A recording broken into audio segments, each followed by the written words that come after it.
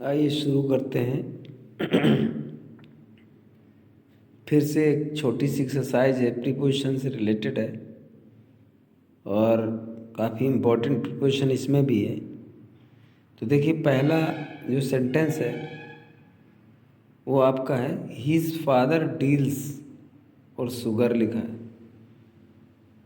पहला ऑप्शन है विद, दूसरा ऑफ, सी, इन और डी फॉर। देखिए इसमें क्या होता है कि जब हम ये देखते हैं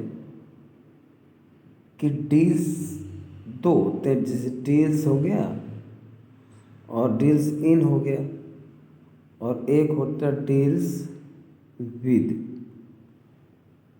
तो डील्स विद में क्या होता है कि जब व्यक्ति के साथ डीलिंग होती है तो विद होता है, और जब वस्तु के साथ डीलिंग होती है तो इन होता है। डील इन माने एक्चुअली होता है व्यापार करना, और डील विद माने होता है व्यवहार करना। ठीक है, तो जब किसी वस्तु की डीलिंग होती है, व्यापार होता है, तो इन आता है। तो इसमें आपका इन प्रीपोजिशन भरा जाएगा। तो इसमें ऑप्शन आपका रहेगा सी। इसके बाद दूसरा है, दूसरे में in the dark she knocked the wall. तो knocked at the wall, knocked on the wall, knocked against the wall, knocked over the wall. तो इसमें होता है, देखो, इन द डार्क अंधेरे में, ठीक है, और शी नॉक्ड। तो नॉक्ड का मतलब यहाँ पर नॉक करने से, खटखटाने से नहीं है, अंधेरे में वो दीवार से टकराई। तो दीवार से टकराई तो यहाँ पर आना चाहिए अगेंस्ट, अगेंस्ट यहाँ पे आएगा। तो नॉक्ड अगेंस्ट द वॉल, टकराने से या जब कभी टिकने से, किसी के सहारे खड़े होने से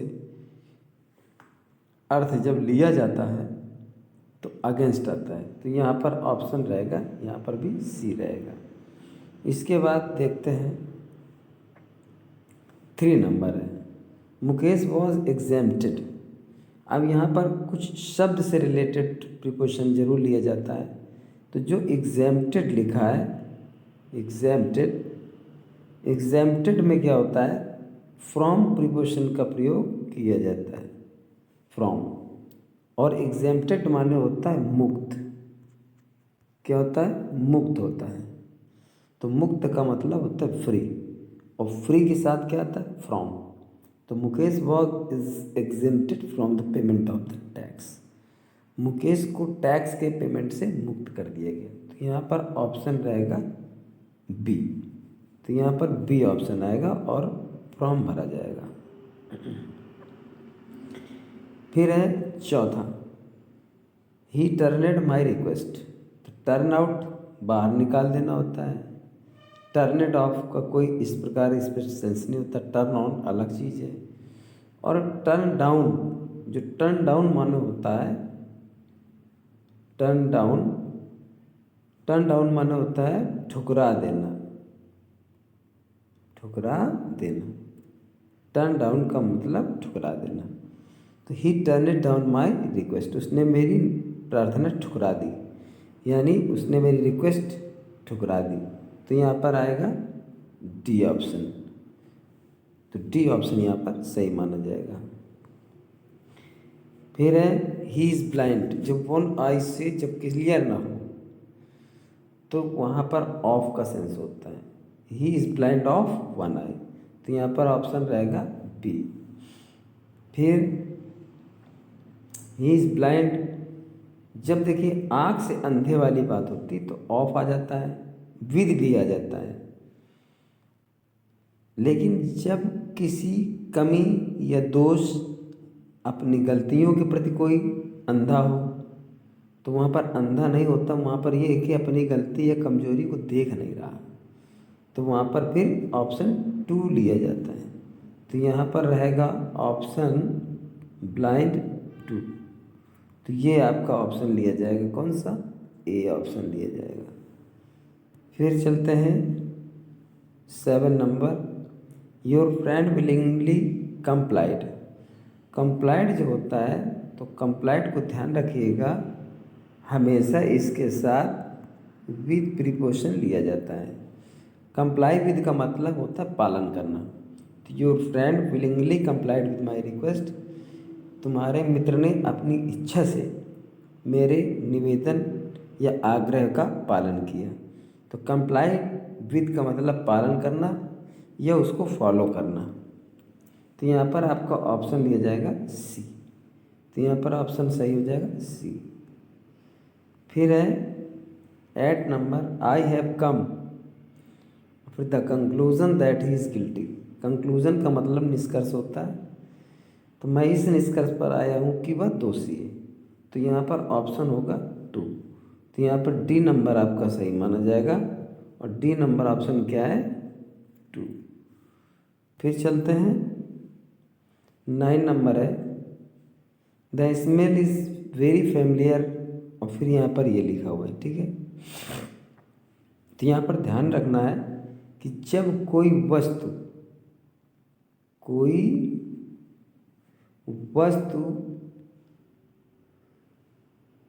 किसी से परिचित हो, ठीक है ना, तो वहाँ पर प्रीपोजिशन लिया जाता है 2 का। तो यहाँ the smell is very familiar to everyone. तो यहाँ पर आपका ऑप्शन ए लिया जाएगा, ए ऑप्शन सही माना जाएगा।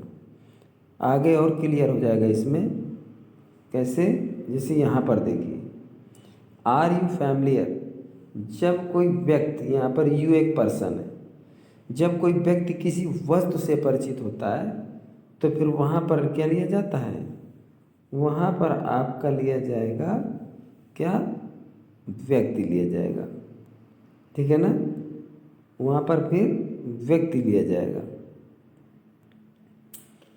अब देखो यहाँ पर ये यू है, फैमिलियर माने परिचित हो गया।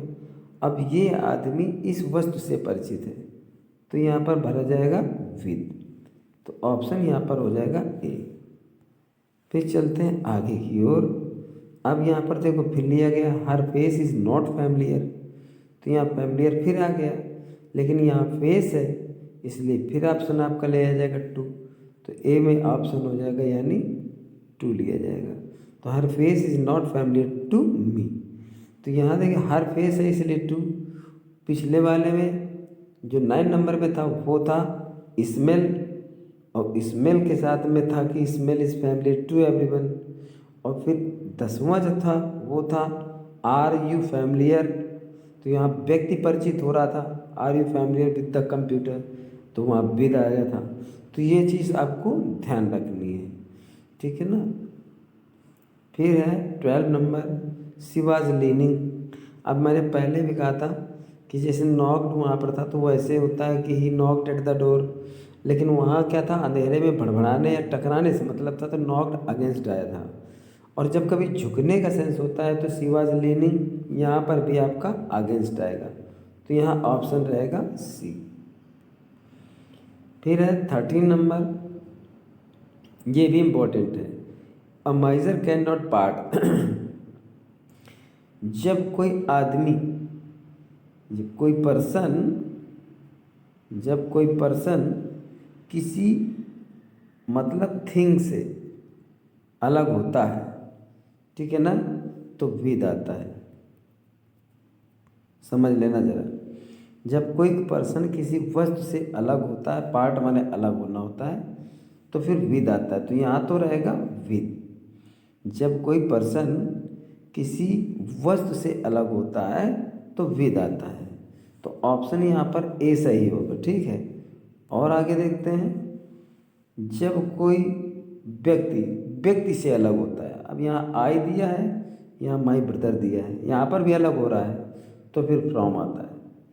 तो जब कोई व्यक्ति वस्तु से अलग होता है, किसी प्रॉपर्टी से, किसी संपत्ति से, किसी धन से अलग होता है, तो वहाँ पर क्या आता है, विद आता है।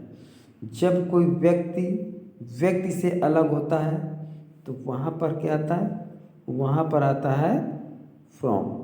तो यहाँ पर ऑप्शन सही होगा आपका डी, ठीक है।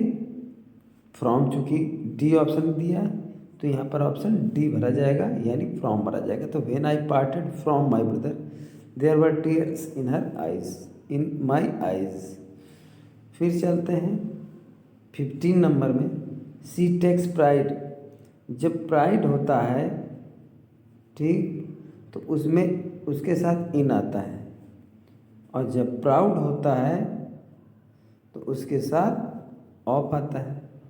तो चूँकि यहाँ पर प्राइड है, सी टेक्स प्राइड, प्राइड नाउन है, इसीलिए टेक्स वर्ब लगी है। तो प्राइड वर्ब भी होती है, लेकिन टेक्स वर्ब है तो ये प्राइड नाउन भी है। तो प्राइड ये वर्ब भी होता है, नाउन भी होता है, यहाँ पर उसका नाउन का रोल है। तो सी टेक्स प्राइड और इन हर ब्यूटी, वह अपने सौंदर्य पर गर्व करती है। तो इस सेंस में आपका इन ऑप्शन चुना जाएगा, और ऑप्शन सही होगा आपका बी। फिर है आपका, ये लिया गया दोबारा, ही इज़ प्राउड। तो जब प्राउड ये एडजेक्टिव है, तो इस प्राउड के साथ अभी आपको बताया था मैंने पिछले वाले क्वेश्चन में कि प्राउड के साथ क्या लिया जाता है, ऑफ लिया जाता है।